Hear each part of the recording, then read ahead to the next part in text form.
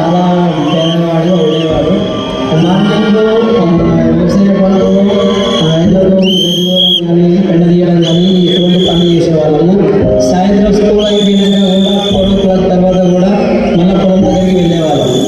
నేను చిన్నప్పటి నుండి గవర్నమెంట్ స్కూల్లో చదవడం జరిగింది. కానీ చిన్నప్పుడు 26 జనవరిలో క్రీడ ఆడేటప్పుడు కొద్దిగా ఫ్రాక్చర్ అయ్యి నా చేయి అనేది విరిగిపోవడం జరిగిందండి.